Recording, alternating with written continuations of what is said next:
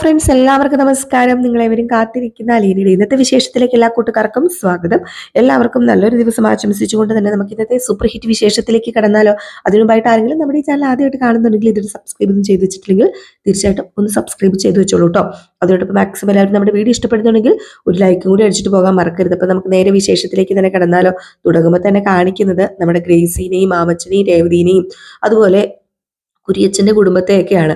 അങ്ങനെ നമ്മുടെ അലീനയെ കുറിച്ച് പറയുകയാണ്. ഒരു പാവം പെങ്കൊച്ചാണ്, അതൊരു അനാഥയാണ്. അവള് സത്യം പറഞ്ഞ തെറ്റൊന്നും ചെയ്തിട്ടില്ല. തെറ്റ് ചെയ്തിട്ടുണ്ടെങ്കിൽ ശരി, പക്ഷെ തെറ്റ് ചെയ്യാതെയാണ് രാവെന്നോ പകലെന്നോ ഇല്ലാതെ അവളെ പിടിച്ചു വച്ചിരിക്കുന്നത്. അപ്പൊ പിന്നെ അത് ശരിയാണോ ന്യായമാണോ എന്നൊക്കെ ഇങ്ങനെ പറയാ. അപ്പോഴേക്കും നമ്മുടെ കുര്യച്ചന്റെ മക്കള് പറയുന്നുണ്ട്, ഇനിയിപ്പോ എന്ത് ചെയ്യാനാ, ഈ പീഡനക്കേസ് ആയതുകൊണ്ട് ആ മൂപ്പരോട് നമ്മൾ എങ്ങനെയാ സംസാരിക്കേണ്ടത്? പീഡനക്കേസൊക്കെ അല്ലേ എന്ന് പറയുമ്പോൾ കുര്യച്ചൻ പറയുന്നുണ്ട്, അല്ല നമ്മൾ വേറൊന്നും പറയാൻ പോവണ്ട, തെറ്റ് ചെയ്താലാണല്ലോ ശിക്ഷ അനുഭവിക്കേണ്ടത്. തെറ്റ് ചെയ്യാത്തവരെ വിട്ടയക്കണ്ടേ, എന്തിനാണ് കസ്റ്റഡിയിൽ വെച്ചിരിക്കുന്നത് എന്ന് ചോദിച്ചാൽ മാത്രം പോരെ, അല്ലാതെ വേറൊന്നും ചോദിക്കണ്ട. തെറ്റ് ചെയ്തിട്ടില്ലല്ലോ, അതും ഈ ഒരു സമയത്ത് ആ പെങ്കൊച്ചിനെ പിടിച്ചു വെച്ചിരിക്കുന്നത് തന്നെ നിയമവിരുദ്ധമല്ലേ. അപ്പോഴത്തേക്കും നമ്മുടെ കുര്യച്ചന്റെ മോള് പറയാ, ഞാൻ ചോദിക്കാം പാപ്പ, ഞാൻ ഏതായാലും ചോദിക്കാം. അപ്പൊ കുര്യച്ചന്റെ മോൻ പറഞ്ഞു, എന്നാ പിന്നെ ഒരു കാര്യം ചെയ്യടി, ആ സസ്പെൻസ് അങ്ങ് തീർക്കാൻ നമുക്കൊന്ന് ചോദിച്ചങ്ങോട്ട് നോക്കാം, നീ ഇപ്പൊ തന്നെ എന്നാ ഫോൺ അങ്ങോട്ട് വിളിച്ച് ചോദിക്കാൻ വേണ്ടി പറഞ്ഞു കേട്ടോ.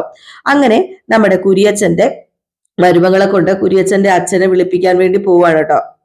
സോറി, കുര്യച്ചന്റെ അച്ഛനെ അല്ല, കുര്യച്ചന്റെ മരുമകളുടെ അച്ഛനെ വിളിക്കാൻ വേണ്ടി പോവാണ്. അങ്ങനെ വിളിക്കുകയാണ്, ഫോൺ എടുത്ത് വിളിക്കുകയാണ്. നിർണായകമായ ഒരു കോളാണ്. കാരണം വേറൊന്നുമല്ല, ഇത് അത്രയും വലിയൊരു കാര്യമാണല്ലോ. അപ്പൊ അങ്ങനെ വിളിക്കുകയാണ് കേട്ടോ. അപ്പൊ വിളിച്ചു കഴിഞ്ഞപ്പോഴത്തേക്കും ആ പുള്ളിക്കാരൻ പറയുന്നത്, ഇത് വളരെയധികം പ്രയാസമായിട്ടുള്ളൊരു കേസാണ്.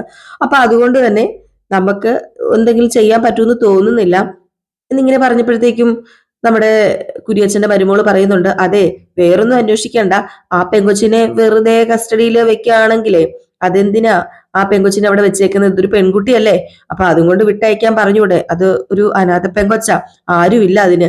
അപ്പൊ അതും കൊണ്ട് തന്നെ ആ പെങ്കൊച്ചിനെ അവര് വിടുവോ? ഉത്തരവാദിത്വത്തോടു കൂടി ആരെങ്കിലും വന്ന് ചോദിക്കാനുണ്ടെങ്കിലല്ലേ വിടത്തുള്ളൂ. അത് നിരപരാധിയായ ഒരു പെൺകുട്ടിയല്ലേ, അതിന് നമുക്ക് നിരപരാധിയാണെന്ന് അറിയത്തില്ലല്ലോ മോളെ. അച്ഛനൊന്ന് ചോദിക്കച്ചാ. അല്ല, പിന്നെ ഒരു കാര്യം എന്താണെന്ന് വെച്ച് കഴിഞ്ഞാല്, ആ കുട്ടിക്ക് വേണ്ടി സ്ട്രോങ് ആയിട്ട് നിൽക്കാൻ എറണാകുളത്തെ ഒരു ഫാമിലി ഉണ്ട്. ഏതായാലും ഞാൻ ഒന്ന് അന്വേഷിക്കട്ടെ മോളെ, അന്വേഷിച്ചിട്ട് ഞാൻ കാര്യം എന്താണെന്ന് വെച്ചാ ചെയ്യാം. ഞാൻ ഇപ്പൊ തന്നെ നിന്നെ വിളിക്കാൻ, അന്വേഷിച്ചിട്ട് നീ വിഷമിക്കൊന്നും വേണ്ട, വെച്ചോളാൻ പറഞ്ഞു കേട്ടോ.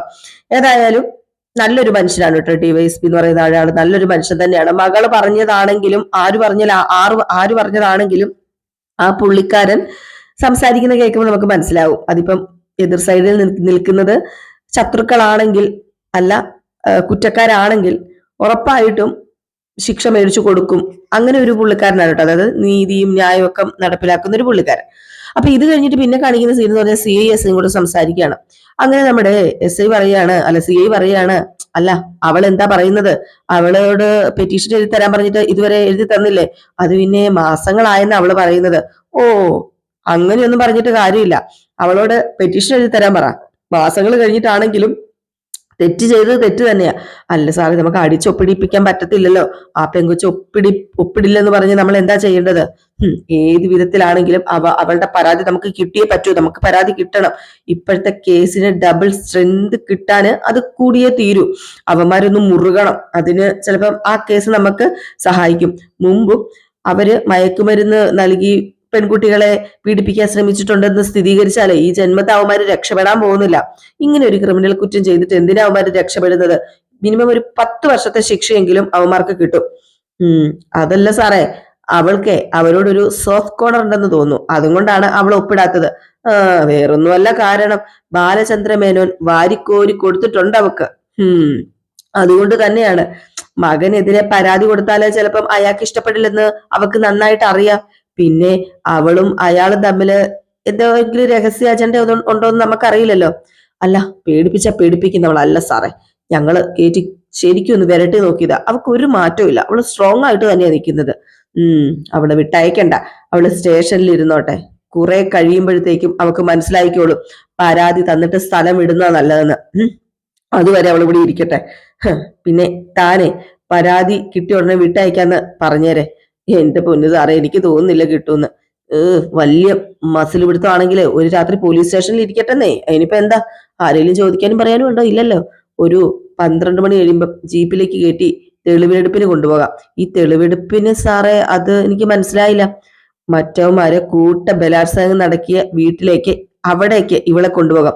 എന്നിട്ട് അവിടെ വെച്ച് നമുക്ക് ചോദ്യം ചെയ്യാം. നിന്നെ ഇതിനു മുമ്പ് മറ്റവന്മാർ ഇവിടെ കൊണ്ടുവന്നിട്ടില്ലേ, റേപ്പ് ചെയ്യാൻ ശ്രമിച്ചിട്ടില്ലേ എന്നൊക്കെ ചോദിക്കാം. അങ്ങനെ കുറെ തെളിവെടുപ്പൊക്കെ നടത്താം. സാറേ, അത്രയും വേണോ സാറേ? അത് വലിയ മോശമല്ലേ? ഡേ, കീർത്തിയോ സ്നേഹയോ ആരെങ്കിലും ഒക്കെ കൂടെ പോട്ടെ. വനിതാ പോലീസ് ഇല്ലെന്നുള്ള പരാതി വേണ്ട, നമുക്ക് കൊണ്ടുപോയേക്കാം അവളെ.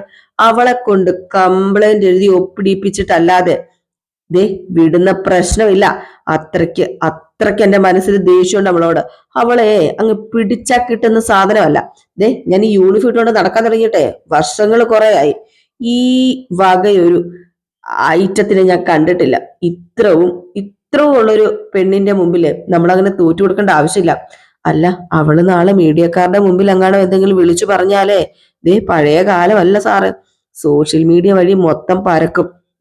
അവൾ എന്ത് പറഞ്ഞു പരാതിപ്പെടും പറ? ദേ, നമ്മൾ അവളെ പീഡിപ്പിക്കാൻ കൊണ്ടുപോവല്ല ഒരു ക്രൈം. അവള് മറച്ചു വെച്ചു. അപ്പം പ്രതികളെ രക്ഷിക്കാൻ മനഃപൂർവ്വം കൂട്ടുനിന്നു. അപ്പൊ അവളും കുറ്റക്കാരി തന്നെയാണ്.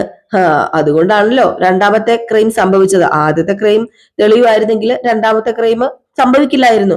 നമുക്ക് ന്യായമുണ്ട്. എന്നാ പിന്നെ സാറിന്റെ ഇഷ്ടം പോലെ. ഇന്ന് ഞാനിരിക്കുന്ന സ്റ്റേഷനിൽ എന്റെ ഇഷ്ടമല്ല, തന്റെ ഇഷ്ടമാണല്ലോ നടപ്പാക്കേണ്ടത്. ഒരിക്കലും തന്റെ ഇഷ്ടം നടപ്പിലാക്കണ്ട കേട്ടോ, താൻ ചെല്ല് എന്ന് പറഞ്ഞ് നമ്മുടെ CISI അങ്ങ് പറഞ്ഞു വിടുകയാണ് കേട്ടോ. ഏതായാലും ഈ CI ഭയങ്കര അധികം മോശമായിട്ടുള്ള ഒരാൾ തന്നെയാണ്. കാരണം നമ്മുടെ മറ്റേ പുള്ളിക്കാരനെക്കാളും വൾഗറാണ് കേട്ടോ. ഇച്ചിരി ചെറുപ്പക്കാരനും കൂടെയാണ്. അപ്പൊ അതിൻ്റെതായ ഒരു ചോരത്തിളപ്പ് കാണാതിരിക്കില്ലല്ലോ. ഏതായാലും ചോര തിളക്കട്ടെ. DYSP അവിടെ നിന്ന് ഇപ്പൊ തന്നെ വിളിക്കും. ഈ സമയത്ത് പിന്നെ കാണിക്കുന്ന സീൻ എന്ന് പറഞ്ഞു കഴിഞ്ഞിട്ടുണ്ടെങ്കിൽ നമ്മുടെ ബാലചന്ദ്രന്റെ പെങ്ങള് ബാലചന്ദ്രനെ കാണാനായിട്ട് വരികയാണ് കേട്ടോ. അങ്ങനെ ബാലചന്ദ്രന്റെ അടുത്തേക്ക് വന്നു. അപ്പൊ ബാലചന്ദ്രൻ പറഞ്ഞു, ഓ നീ വന്നോ? ആ, നിന്നോട് ആരാടി ഇങ്ങോട്ടേക്ക് വരാൻ പറഞ്ഞത്? അത് പിന്നെ എന്നോട് ചേട്ടൻ പറഞ്ഞു. ദേ, ഏതപ്പം വന്ന് ഹോസ്പിറ്റലിൽ കിടന്നാളും നീ മാത്രമേ ഉള്ളല്ലോടി നോക്കാനായിട്ട്. അത് പിന്നെ ഞാൻ പോരെ നോക്കാനായിട്ട്? വേറെ ആരെങ്കിലും വേണോ? വകുപ്പും ന്യായവും ഒക്കെ പറയാൻ 100 പേരുണ്ട്. പ്രശ്നങ്ങൾ വരുമ്പം താങ്ങുന്നത് 1-2 പേര് മാത്രം. അത് പിന്നെ ബാലേട്ട ഞാനുണ്ടല്ലോ, അങ്ങനെ വിചാരിക്കുക. അല്ല, അലീന എവിടെ പോയി? അലീനയെ കാണുന്നില്ലല്ലോ. അലീനയെ ഇതുവരെയായിട്ടും ഇങ്ങോട്ടേക്ക് വന്ന് ഞാൻ കണ്ടില്ല. ദേ ഇപ്പൊ വരാന്ന് പറഞ്ഞിട്ട് അവള് ഇവിടുന്ന് പോയതാ, പക്ഷെ അവളെ കാണുന്നില്ല. അപ്പോഴത്തേക്കും ആണെങ്കിൽ നമ്മുടെ ബാലചന്ദ്രന്റെ പെങ്ങള് പറഞ്ഞു, അത് പിന്നെ ബാലേട്ട ഉള്ള സത്യം പറയാലോ, അലീനയെ പോലീസ് ചോദ്യം ചെയ്യാൻ വേണ്ടി വിളിച്ചുകൊണ്ട് പോയതാ. ഇതുവരെ വിട്ടയച്ചിട്ടില്ല അവളെ. അലീനയെ പോലീസ് ചോദ്യം ചെയ്യാൻ വിളിച്ചോണ്ട് പോയെന്നോ? എന്താണ് നീ പറയുന്നത്? എങ്ങോട്ട് കൊണ്ടുപോയി? പോലീസ് സ്റ്റേഷനിലേക്കാണെന്നാ ചേട്ടൻ പറഞ്ഞത്. പോലീസ് സ്റ്റേഷനിലേക്ക് കൊണ്ടുപോയെന്നോ? ഗോവർദ്ധന ആ കാര്യം എന്നോട് പറഞ്ഞില്ലല്ലോ. അത് പിന്നെ ബാലേട്ടനെ വിഷമിപ്പിക്കണ്ടല്ലോ എന്ന് കരുതിയിട്ടായിരിക്കും പറയാത്തത്. അല്ല, അലീന എന്തിനാ പോലീസ് ചോദ്യം ചെയ്യുന്നത്? അതാ എനിക്ക് മനസ്സിലാകാത്തത്. അലീന എന്ത് തെറ്റ് ചെയ്തു? അത് പിന്നെ രോഹിയുടെ കാര്യം എന്തെങ്കിലും ചോദിക്കാൻ വേണ്ടി ആയിരിക്കും. അതിന് പോലീസ് സ്റ്റേഷൻ കൊള്ളണോ? വീട്ടിൽ ഒന്ന് ചോദ്യം ചെയ്താ പോരെ? അവള് ആ വീട്ടിലെ പെൺകുട്ടിയല്ലേ? ആഹാ, ഒളിച്ചു നടക്കുന്ന ക്രിമിനൽ ഇതുപോലല്ലോ. അത് പിന്നെ ചോദ്യം ചെയ്ത് കഴിയുമ്പോ വിട്ടേക്കും. ഇത് എന്താ അനീതി അവിടെ നടക്കുന്നത്? ചോദ്യം കഴിയുമ്പം വിട്ടേക്കുന്നോ? ഞാൻ ഈ അവസ്ഥയിൽ കിടക്കുമ്പോ എന്താ ഇവരിങ്ങനെയൊക്കെ ചെയ്യുന്നത്? എനിക്ക് കലി വരുന്നുണ്ട്. അവർക്ക് മനസാക്ഷിയില്ലേ? അവരുടെ മക്കളെ പിടിച്ചോണ്ട് പോവോ ഒരു തെറ്റും ചെയ്യാതെ? അപ്പോഴത്തേക്കും നമ്മുടെ നേഴ്സ് പറഞ്ഞു, അതെ സാറിങ്ങനെ കോപിക്കാതെ റിലാക്സ് ചെയ്യാൻ വേണ്ടിയല്ലേ ഇവിടെ കിടത്തിയിരിക്കുന്നത്. ഞാനിവിടെ ഹോസ്പിറ്റലിലാന്ന് പറഞ്ഞപ്പോഴത്തേക്കും അവന് ആള് കളിക്കും. അപ്പൊ അന്ന റാസ്കൽ, അവനൊരു പോലീസുകാരനാണോ? തെണ്ടി. പ്ലീസ് സാർ ഇങ്ങനെയൊന്നും പറയല്ലേ. ദേ, നിങ്ങളോട് ആരാ പറഞ്ഞത് ഇതൊക്കെ ഇവിടെ വന്ന് പറയാന് എന്ന് നേഴ്സ് നമ്മുടെ ബാലചന്ദ്രന്റെ പെങ്ങളോട് ചോദിക്കുകയാണ്. എന്നിട്ട് നേഴ്സ് കുറെ വഴക്ക് പറയാണ് കേട്ടോ, നിങ്ങളുടെ ബ്രദർ അല്ലേ ഇതൊക്കെ എന്തിനാ ഇപ്പൊ ഇവിടെ വന്ന് പറഞ്ഞത് എന്ന്. അപ്പോഴേക്കും നമ്മുടെ ബാലചന്ദ്രൻ പറയുന്നുണ്ട്, മനസ്സിലായി, ചോദിക്കാനും പറയാനും ആരും ഇല്ലെന്ന് അവന്, അതുകൊണ്ട് അവന് എന്റെ മോളെ പിടിച്ചോണ്ട് പോയത്. ആ ഫോണിൽ തന്നെ. അയ്യോ വേണ്ട ബാലേട്ട വേണ്ട, അതൊക്കെ ചേട്ടൻ നോക്കിക്കോളും. ഇപ്പം ബാലേട്ടൻ അടങ്ങി കിടക്കവിടെ. നിന്റെ ഫോണ് തരാനാ പറഞ്ഞത്. ഫോണ് മര്യാദയ്ക്ക് ലോക്ക് അഴിച്ച് താടിയെന്ന് പറഞ്ഞ് ലോക്ക് അഴിച്ച് ഫോണ് നമ്മുടെ ബാലചന്ദ്രന്റെ പെങ്ങളുടെ കയ്യിൽ നിന്ന് ബാലചന്ദ്രൻ മേടിക്കാണ് കേട്ടോ. അങ്ങനെ കൃഷ്ണമോളെ വിളിക്കുകയാണ്. അങ്ങനെ കൃഷ്ണമോള് ഫോൺ എടുത്തിട്ട് ഹലോ എന്ന് വെച്ചു. അപ്പോഴത്തേക്കും നമ്മുടെ ബാലചന്ദ്രൻ ചോദിച്ചു, അല്ല ഇത് അലീനയുടെ ഫോണല്ലേ? അയ്യോ അച്ഛനാണോ? ഞാൻ നോക്കിയില്ല, ഞാൻ പെട്ടെന്ന് അങ്ങ് ഫോൺ എടുത്തതായിരുന്നു. ഇത് ഞാൻ ചോദിച്ചതിന് ആൻസർ പറയണേ. ഈ ഫോൺ എങ്ങനെ നിന്റെ കയ്യിൽ വന്നു? അലീനയുടെ കയ്യിൽ ഫോൺ ഇല്ലേ? അത് അത് പിന്നെ അച്ഛാ, എന്താടി എന്താടി നിനക്ക് പറയാൻ ഇത്ര ബുദ്ധിമുട്ട്? എന്തുകൊണ്ട് അലീനയുടെ കയ്യിൽ ഫോൺ ഇല്ല? പറ. അത് അത് പിന്നെ എന്താ, നിങ്ങൾ രണ്ടുപേരും കൂടെ ഫോൺ വെച്ചു മാറിയോ? പറയടി. അത് അച്ഛാ, അലീന ചേച്ചിയെ പോലീസ് കൊണ്ടുപോയി അച്ഛാ. ആ ചോദ്യം ചെയ്യാനായിട്ടാ കൊണ്ടുപോയത്. അലീനയെ പോലീസ് കൊണ്ടുപോയെങ്കിൽ ആ വിവരം എന്തുകൊണ്ട് നീ എന്നെ അറിയിച്ചില്ല? അത് അത് പിന്നെ അറിയിക്കാന് അച്ഛന്റെ കയ്യില് ഫോൺ ഇല്ലല്ലോ. ഫോൺ വേണോടി അറിയിക്കാനായിട്ട്? ഇവിടെ ഒന്നും നിനക്ക് പറയത്തില്ലായിരുന്നോ? അവിടുന്ന് അരമണിക്കൂർ വേണ്ടല്ലോടി ഇവിടെ എത്താനായിട്ട്. അത് പിന്നെ അച്ഛന് വയ്യാതിരിക്കുന്നുണ്ടാ അറിയിക്കാത്തത്. ഓ, എനിക്ക് വയ്യെങ്കില് അവിടെ ആരെങ്കിലും ചത്തുപോയെങ്കിലും ഇങ്ങോട്ട് അറിയിക്കില്ല കേട്ടോ വിളിച്ച്. അച്ഛൻ ദേഷ്യപ്പെടാതെ അച്ഛ, പ്ലീസ് അച്ഛ. അലീന ചേച്ചി പറഞ്ഞായിരുന്നു, അലീന ചേച്ചി അച്ഛനെ അറിയിക്കരുതെന്ന്. പറഞ്ഞത് കൊണ്ടല്ലേ ഞാൻ പറയാതിരുന്നത്. എല്ലാവരും കൊള്ളാം, എല്ലാവരും കൊള്ളാം. ഫോൺ വെച്ചേരെ എന്ന് പറഞ്ഞ് നമ്മുടെ ബാലചന്ദ്രൻ ഫോണും കട്ട് ചെയ്തു. കൃഷ്ണമോള് എന്ത് ചെയ്യാനാ? ആ പെങ്കൊച്ച് ഇതെല്ലാം കൂടെ എന്തോ കാണിക്കാനല്ലേ? ആ പെങ്കൊച്ച് സമാധാനം ഉണ്ടോ ആ കൊച്ചിനും? ഈ സമയത്ത് നമ്മുടെ ബാലചന്ദ്രൻ എണീക്കാൻ തുടങ്ങും. അപ്പോഴത്തേക്കും നേഴ്സൊക്കെ പറയുന്നുണ്ട്, ഇത് എന്താ സാറേ കാണിക്കുന്നത്? സാർ അവിടെ കിടക്ക്, ഇങ്ങനെയൊന്നും എണീക്കാൻ പാടില്ല എന്ന് പറഞ്ഞപ്പോഴത്തേക്കും നമ്മുടെ ബാലചന്ദ്രന്റെ പെങ്ങളും പറയുന്നുണ്ട്, ഏട്ടാ അവിടെ കിടക്കേട്ടാ, വേണ്ട എണീക്കരുതെന്ന് പറഞ്ഞ് അവളെ പിടിച്ചു കിടത്താണ് കേട്ടോ. അവിടുന്ന് എണീറ്റ് പോയി കഴിഞ്ഞിട്ടുണ്ടെങ്കിൽ ചിലപ്പോൾ നമ്മുടെ ബാലചന്ദ്രന് എന്താ പറയുക, വീണ്ടും അറ്റാക്ക് വന്നേക്കാം. കാരണം ആ ഒരു ഇതിലാണ് നമ്മുടെ ബാലചന്ദ്രൻ ഇപ്പൊ ഉള്ളത്, ആ ഒരു അവസ്ഥയിലാണ് ഉള്ളത്. ഏതായാലും ഇത് കഴിഞ്ഞ് പിന്നെ കാണിക്കുന്ന സീൻ എന്ന് പറഞ്ഞിട്ടുണ്ടെങ്കിൽ നമ്മുടെ വൈജയനെയാണ്. അങ്ങനെ വൈജ ഇങ്ങനെ എന്തൊക്കെയോ ചിന്തിച്ചുകൊണ്ട് കിടപ്പുണ്ട്. അങ്ങനെ അകത്തേക്ക് ഒരു സിസ്റ്റർ കയറി വന്നിട്ട് പറയാണ്, അത് പിന്നെ ഈ മേഡത്തിന്റെ ഹസ്ബൻഡിന്റെ അടുത്തെ ഒരു പുള്ളിക്കാരി വന്നിട്ടുണ്ട്. അത് നേരത്തെ മേഡത്തിന്റെ കൂടെ നിന്നതെന്ന് പറഞ്ഞപ്പോഴത്തേക്കും ഹോ മനസ്സിലായി മനസ്സിലായി, അത് അയാളുടെ പെങ്ങളാ. അതിനിപ്പോ എന്താ പ്രശ്നം ഇരിക്കുന്നത്? അല്ല, ആ സ്ത്രീ വന്ന് എന്തൊക്കെയോ പറഞ്ഞു കഴിഞ്ഞപ്പോഴത്തേക്കും അവിടെ കിടന്ന് വയലന്റ് ആയി സാറിന്റെ അല്ല മേഡത്തിന്റെ ഭർത്താവ്. എന്തിന് വയലന്റ് ആയി? അലീന എന്ന് പറയുന്ന ഒരു പെങ്കൊച്ചിനെ പിടിച്ചോണ്ട് പോയി എന്ന് പറഞ്ഞപ്പോഴത്തേക്കും വയലന്റ് ആയത്. അലീനെ പോലീസ് പിടിച്ചോണ്ട് പോയെന്നോ? ആര് പറഞ്ഞു? എപ്പോഴും പിടിച്ചോണ്ട് പോയി എന്ന് പറഞ്ഞു ഭയങ്കര സന്തോഷത്തോടു കൂടി ചോദിക്കുവാണ്. അപ്പോഴത്തേക്കും ആ നേഴ്സ് പറഞ്ഞു, അതെനിക്ക് അറിയില്ല, എപ്പോഴാ ആരാ പിടിച്ചോണ്ട് പോയെന്നൊന്നും അറിയില്ല. ഓ, അവളിപ്പോ ലോക്കപ്പിലായിരിക്കും അല്ലേ? അല്ല, പോലീസ് പിടിച്ചോണ്ട് പോയെങ്കിൽ ലോക്കപ്പിലായിരിക്കും മേഡം. എന്തിനാ പോലീസ് പിടിച്ചോണ്ട് പോയെന്ന് പറഞ്ഞില്ലല്ലേ? ഇല്ലെന്നേ. എന്നാ പിന്നെ ഒരു ഉപകാരം ചെയ്യുവോ, ആ സുലോചനയോട് ഇങ്ങോട്ടൊന്ന് വരാൻ പറയുമോ? ബാലചന്ദ്രന്റെ പെങ്ങളോട് ഞാൻ വിളിക്കുന്നെന്ന് പറഞ്ഞാൽ മതി. അതിനിപ്പോ എന്താ മേഡം, ഞാൻ പറയാം എന്ന് പറയാണ്. ഈ സമയത്ത് നമ്മുടെ വൈജയ്ക്ക് വന്ന സന്തോഷം ഉണ്ടല്ലോ, അയ്യോ, ഇത്രയും നാളായിട്ട് നമ്മുടെ വൈജ ചിരിച്ചു കണ്ടിട്ടില്ല, ഇപ്പോഴാണ് ചിരിച്ചു കാണുന്നത്. ഈ ഒരു സമയത്ത് അവിടെ വേറൊരു നേഴ്സ് ഇരിപ്പുണ്ടായിരുന്നു. അപ്പൊ നേഴ്സ് ചോദിക്കുന്നുണ്ട്, അല്ല മേഡത്തിന്റെ മോളാണെന്നല്ലേ പറഞ്ഞത് അലീന? എന്റെ മകളൊന്നും അല്ല. ഏതോ പിഴച്ചു പ്രസവിച്ച പെണ്ണ എന്റെ മോളോ? അല്ല, സാറിന്റെ മകളാണോ? സാറിന്റെ മകളും അല്ല. എന്തായാലും അവളെ പോലീസ് കൊണ്ടുപോയല്ലോ, അത്രയ്ക്കും ആശ്വാസം. അല്ല, എന്താ ഇത്രയ്ക്ക് സന്തോഷിക്കാനിരിക്കുന്നത്? അതൊരു പാവം പെണ്ണല്ലേ? വയറ്റത്ത് കത്രിക കൊണ്ട് കയറിയിട്ട് ഈ ഹോസ്പിറ്റലല്ലായിരുന്നോ തുന്നിക്കെട്ടിയതും ചികിത്സിച്ചതൊക്കെ? അവളുടെ കയ്യിലിരിപ്പേ അതാ, അതുകൊണ്ടാണ് അങ്ങനെ അവക്ക് കത്രിക കൊണ്ട് കയറിയതും ചികിത്സിപ്പിച്ചതും ഒക്കെ. അപ്പോഴത്തേക്കും നമ്മുടെ സുലോചന വന്നു കേട്ടോ. സുലോചന വന്നപ്പോഴത്തേക്കും നമ്മുടെ വൈജ ചോദിച്ചു, നീ ഇവിടെ ഉണ്ടായിട്ടാണോ എന്റെ അടുത്ത് വരാത്തത്? അത്രയ്ക്കും കയ്പായോ നിനക്ക് എന്നോട്? അല്ല, ബാലേട്ടന്റെ അടുത്താ ഞാൻ വന്നത്.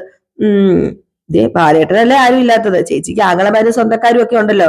ഓ, എനിക്കുള്ളത് ഇല്ലാത്തതും ഒക്കെ കണക്കാണ്. അല്ലടി, ഈ അലീനയെ പോലീസ് പിടിച്ചോണ്ട് പോയെന്ന് കേട്ടല്ലോ, ശരിയാണോ? ശരിയാണോടി? അത് പോലീസ് കസ്റ്റഡിയിലായിപ്പം, പോലീസ് കസ്റ്റഡിയിൽ എടുത്തു. ഓ, ചോദ്യം ചെയ്യാൻ വിളിച്ചതായിരിക്കൂലേ?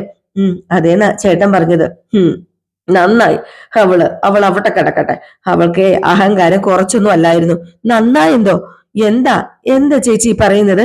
ചേച്ചിയുടെ മകൻ അവളെ മയക്കുമരുന്ന് കൊടുത്തിട്ട് ബലാത്സംഗം ചെയ്യാൻ ശ്രമിച്ചിട്ട് എന്തുകൊണ്ട് പോലീസിൽ പരാതിപ്പെട്ടില്ല എന്ന് ചോദിക്കാൻ വേണ്ടിയാ സത്യം പറഞ്ഞു കഴിഞ്ഞിട്ടുണ്ടെങ്കിൽ വിളിച്ചോണ്ട് പോയത്. ഇത് കേട്ടതും നമ്മളെ വൈജയ്ക്ക് ഒരു നാണക്കേടായിട്ടോ. കാരണം അപ്പുറത്ത് മറ്റേ നമ്മുടെ നേഴ്സ് ഇരിപ്പുണ്ടായിരുന്നു. അപ്പോഴത്തേക്കും തന്നെ ഇത് കേട്ടപ്പോ എന്തോ പോലെ ആയിപ്പോയി. പക്ഷെ നമ്മുടെ ബാലചന്ദ്രന്റെ പെങ്ങൾ ഒരു മടിയും കൂടാതെ അതങ്ങ് പറയുകയും ചെയ്തു കേട്ടോ. അപ്പൊ മോഹമൊക്കെ അങ്ങ് വല്ലാണ്ടായി. അപ്പോഴത്തേക്ക് നമ്മുടെ ബാലചന്ദ്രന്റെ പെങ്ങൾ പറയുകയും ചെയ്തു, രോഹിത്തിന്റെ കേസ് ഒന്നുകൂടി ബലപ്പെടുത്താൻ വേണ്ടിയിട്ടാണ് അലീനയെ പോലീസ് പിടിച്ചോണ്ട് പോയത്, പെറ്റീഷൻ എഴുതി മേടിക്കാൻ വേണ്ടി. അതാണോ നന്നായെന്ന് ചേച്ചി പറഞ്ഞത്? അതെങ്ങനെയാ ചേച്ചി നന്നാവുന്നത്?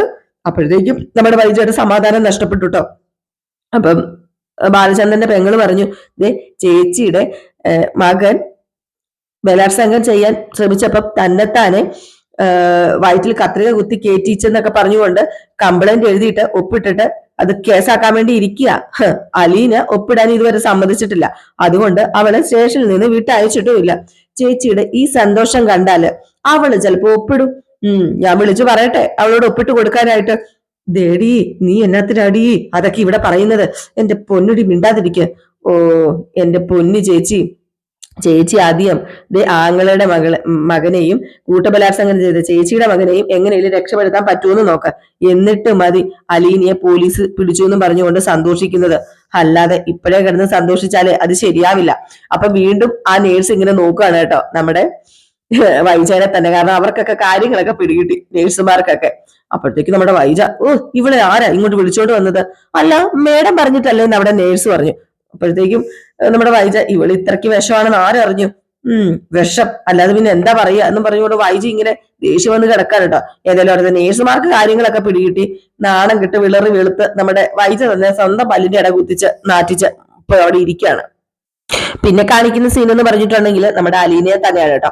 അലീന ഇങ്ങനെ സ്റ്റേഷനിൽ ഇരിക്കുകയാണ്. അപ്പോഴത്തേക്കും നമ്മുടെ CI പോലീസ് സ്റ്റേഷനിലേക്ക് വരികയാണ്. അപ്പം CI യൂണിഫോമിലൊന്നും അല്ല വരുന്നത്. നമ്മുടെ അലീനയെ തന്നെ അടിമുടി നോക്കുവാണ് കേട്ടോ. വന്നിട്ട് പതുക്കെ ഇറങ്ങി വരുന്ന ഒരു ചെറുപ്പക്കാരനും കൂടെയാണല്ലോ. അപ്പൊ അടിമുടി നോക്കിയിട്ട് അവിടെ ഉള്ള ഒരു വനിതാ പോലീസുകാരിനെ വിളിച്ചിട്ട് പറയുകയാണ്, അതെ ഈ ഇരിക്കുന്നവളെ മുകളിലേക്ക് കൊണ്ടുപോവാ.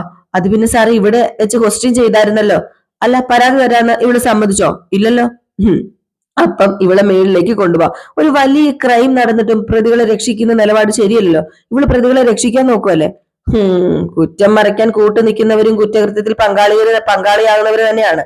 അപ്പൊ പിന്നെ അവരുടെ പേരിലും കേസെടുക്കാൻ യാതൊരു എന്താ പറയാ കേസെടുത്തേ പറ്റത്തുള്ളൂ. എന്നാ പിന്നെ ഒരു കാര്യം ചെയ്യേ സ്നേഹേ ഇവളെ മേളിലേക്ക് കൊണ്ടുപോകാന്ന് പറഞ്ഞു.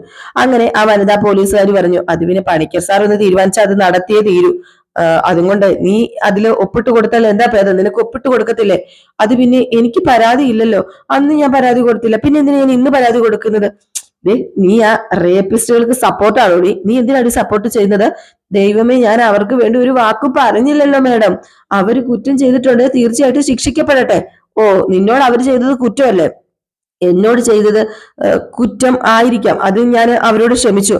ഓ മനുഷ്യരുടെ കുറ്റങ്ങൾ ക്ഷമിക്കാൻ വേണ്ടി നീ ആരാ? ദൈവമാണോ? അത് പിന്നെ ദൈവങ്ങളും മതങ്ങളും മഹാന്മാരും പുരോഹിതന്മാരും ഒക്കെ ഉണ്ടല്ലോ, എല്ലാവരും ക്ഷമിക്കാൻ പറഞ്ഞിട്ടുണ്ട്. ഓ നീ ഒരു നടക്ക് പോകുന്ന ലക്ഷണം ഇല്ലല്ലോ കൊച്ചെ. തന്റെ ഇടമൊക്കെ നല്ലതാ, പക്ഷയുണ്ടല്ലോ വേണ്ട സ്ഥലത്ത് ആളും തരവും ഒക്കെ നോക്കി വേണം അത് പ്രയോഗിക്കാനായിട്ട്. പണിക്കർ സാറ് മുകളിലേക്ക് വിളിപ്പിച്ചിട്ടുണ്ടെങ്കിൽ നീ ഒപ്പിട്ടിട്ടേ തിരിച്ചു പോകത്തുള്ളൂ. അത് ഒന്ന് കാണാൻ മേഡം. ഏതായാലും ഞാൻ വരാം, എനിക്ക് വരാൻ യാതൊരു ബുദ്ധിമുട്ടുമില്ല. ഇതൊരു പോലീസ് സ്റ്റേഷൻ ആണല്ലോ, പെൺകുട്ടികളെ പിടിപ്പിച്ചോണ്ട് പോയി പീഡിപ്പിക്കുന്ന അധോലോക കേന്ദ്രമൊന്നും അല്ലല്ലോ. അല്ല നീ എന്താടി അങ്ങനെ ചോദിച്ചത്? മേഡത്തിന്റെ സംസാരം കേട്ടിട്ടെ എന്റെ ഭീഷണിപ്പെടുത്തത് പോലെ എനിക്ക് തോന്നി. ഭീഷണിപ്പെടുത്തിയിട്ടുണ്ടെ നീ എന്ത് ചെയ്യൂടി? നീ ആരാടി? എനിക്കറിയാമല്ല എന്നിട്ട് ചോദിക്ക. ഞാൻ ആരും അല്ല, പക്ഷെ ഞാൻ ആരാണെന്ന് നാളെ ഞാൻ കാണിച്ചു തരാം. ഒന്നുകിൽ നിങ്ങൾ എന്നെ കോടതിയിൽ ഹാജരാക്കൂലോ, അപ്പൊ ഞാൻ കോടതി പറഞ്ഞോളാം പോലീസ് സ്റ്റേഷനിൽ എനിക്ക് കിട്ടിയത് എന്താണെന്ന്. ഞാൻ വളരെ വ്യക്തമായിട്ട് പറയും. അല്ലെങ്കിൽ നിങ്ങൾ എന്നെ വിട്ടയക്കണമല്ലോ. അപ്പൊ പിന്നെ ഞാൻ മീഡിയക്കാരോട് പറഞ്ഞോളാം എന്നോട് എങ്ങനെയാ പെരുമാറിയതെന്ന്. ഏതായാലും മേഡം പറ, ഞാൻ എങ്ങോട്ടേക്കാ വരേണ്ടത്? നീ മുകളിലേക്ക് വാ, നീ ഏതായാലും മേടിച്ചോണ്ടേ പോകത്തുള്ളൂ എന്ന് പറഞ്ഞിട്ട് നേരെ അലീനേനെ മേളിലേക്ക് കയറ്റിക്കൊണ്ട് പോകണം. അപ്പൊ ഈ ഒരു സീൻ കാണിച്ചിട്ടാണ് ഇന്നത്തെ വിശേഷം അവസാനിക്കുന്നത്. അപ്പൊ നമുക്ക് എല്ലാവർക്കും കാത്തിരിക്കാം ഇനി സംഭവിക്കാൻ പോകുന്നത് എന്താണ്. നമ്മുടെ അലീനയെ രക്ഷിക്കുവോ അതോ അലീനയെ ശിക്ഷിക്കുവോ എന്നൊക്കെ. അലീനയെ ശിക്ഷിക്കേണ്ട യാതൊരു കാര്യവുമില്ല, പക്ഷെ അലീനയെ ഉപദ്രവിക്കാൻ നോക്കുകയാണ് കേട്ടോ ആ CI കേട്ടോ. അപ്പം അതൊക്കെ നമുക്ക് ഏതായാലും നാളത്തെ വിശേഷത്തിൽ കാണാം. അപ്പൊ എല്ലാവർക്കും ടാറ്റ ബൈ ബൈ, ലൈക്ക് അടിക്കാൻ മറക്കരുതേ.